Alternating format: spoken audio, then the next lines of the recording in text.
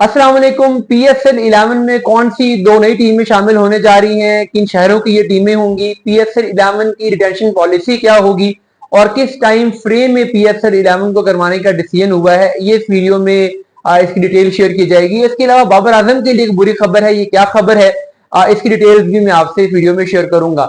PSL से अगर हम स्टार्ट करें तो पीएसएल 11 का देखें, एक तो इसका टाइम फ्रेम का मसला चल रहा था।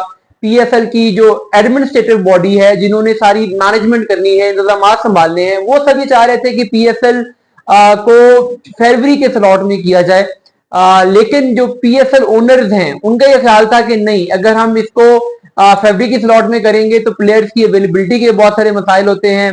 और जो कि फरवरी की स्लॉट से बिल्कुल पहले साउथ अफ्रीका लीग होगी और उसके बाद फिर आईपीएल होगी, तो बहुत सारे ऐसे प्लेयर्स जो कि आईपीएल खेलने का सोच रहे होते हैं, चाहे वो पिक हो या ना हो, वो फिर पीएसएल के लिए ड्राफ्ट में अपने आप को रजिस्टर ही नहीं करवाते। तो इसलिए ओनर्स ने कहा कि नहीं, आप ये करें कि आप पीएसएल को आईपीएल के बिल्कुल पैरेलल करवाएं, जैसे इस दफा करवाया गया है। ये मॉडल इस दफा एक एज टेस्ट किया गया था। पीएसएल ओनर्स इस पर बहुत खुश हैं कि बड़ा अच्छा सिस्टम रहा है, प्लेयर्स पूरे सीजन के लिए अवेलेबल थे।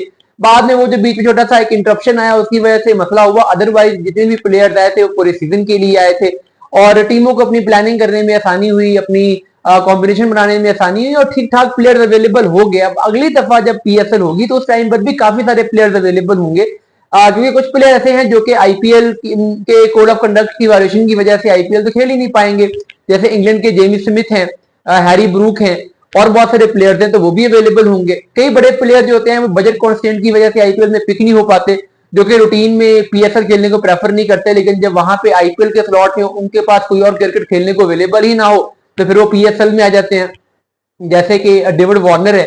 अब अगर ये आईपीएल के टाइम में पीएसएल ना होती तो इस दफा डेविड वार्नर ना आते, केन विलियमसन ना आते।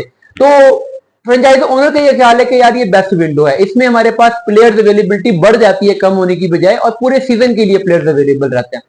दूसरी चीज जो हुई है वो ये है कि पीएसएल 11 में जो कि दो नई टीमें आ रही हैं, उनके बारे में पीसीबी का डिसीजन ये है कि एक टीम पंजाब से होगी और दूसरी टीम सिंध से होगी।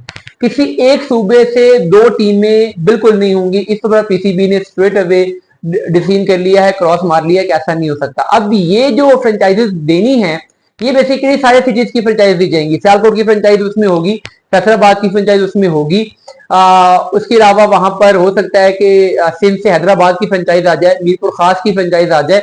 उसके बाद जो लोग ये फ्रेंचाइज खरीदेंगे उनकी मर्जी होगी कि वो उनमें से कौन सी फ्रेंचाइज खरीदना चाहते हैं और उसके साथ वो कौन सा नाम लगाना चाहते हैं। फॉर एग्जाम्पल पंजाब की जो टीम है उसके लिए बिडिंग होती है और शुएब मलिक खरीद लेते हैं, तो वो फिर फैसलाबाद की जगह पे सियालकोट की फ्रेंचाइज खरीद सकते हैं।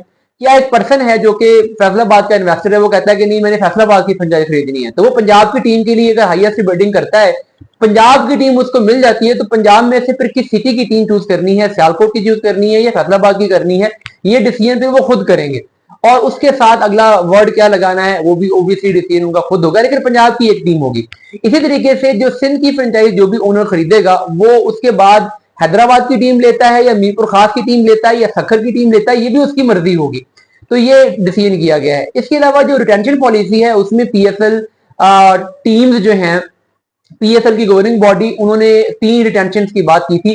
पीएसएल की जो ओनर्स हैं और पीएसएल की टीमें हैं, उन्होंने 5 रिटेंशन की रिक्वेस्ट की थी।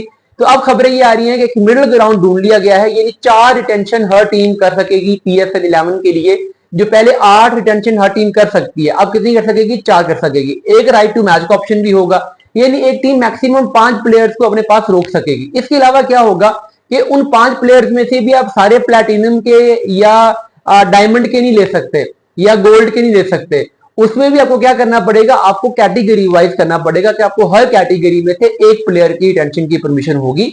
और यानी आप एक प्लैटिनम प्लेयर को रिटेन कर पाएंगे, एक गोल्ड प्लेयर को, एक डायमंड प्लेयर को और एक सिल्वर प्लेयर को या एक इमर्जिंग प्लेयर को। तो ये चीज अच्छी है कि इस लिहाज से प्लेयर्स का जो पूल जो टीमों के पास है उनमें से बहुत सारे प्लेयर्स को रिलीज करना पड़ेगा, ताकि जो 2 नई टीमें आ रही हैं उनके पास भी प्लेयर्स पिक करने के लिए हों। अदरवाइज अगर ये टीम्स अपने प्लेयर्स को रिलीज ही नहीं करेंगे तो नई टीमों के पास तो पिक करने के लिए प्लेयर्स बचेंगे ही नहीं।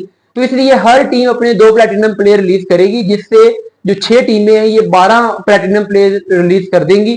तो उन 12 प्लेयर्स में से फिर 6 प्लेयर्स जो बाकी टीमें हैं वो भी पिक कर सकेंगी और इनमें से 6 प्लेयर्स को ये टीमें वापस जो वहां पिक नहीं होंगे उनको वापस ले सकेंगी। तो इस तरीके से ये एक अच्छी स्ट्रेटजी है। यानी 4 रिटेंशन होने जा रही हैं।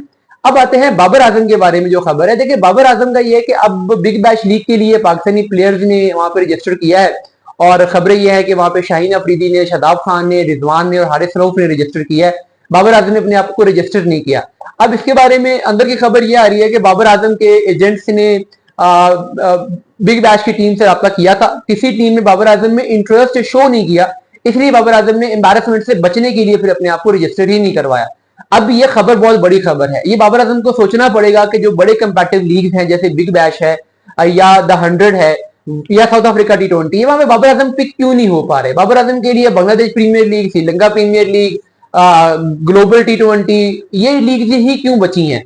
यही बाबर आजम की ब्रांड वैल्यू तो है, लेकिन as a T20 player Babar Azam की कितनी ब्रांड वैल्यू है उनको इस चीज से अंदाजा होना चाहिए था। अब मेरा जाती ख्याल ये है कि बाबर आजम को वैसे भी T20 लीग खेलनी ही नहीं चाहिए। उनका जो स्टेचर है वो बहुत बड़ा हो चुका हुआ है, तो वो अपना stature as ODI batsman, as a test batsman maintain करें, T20 में PSL खेलिया करें, बाकी वो अपने दोनों फॉर्मेट पे फोकस करें।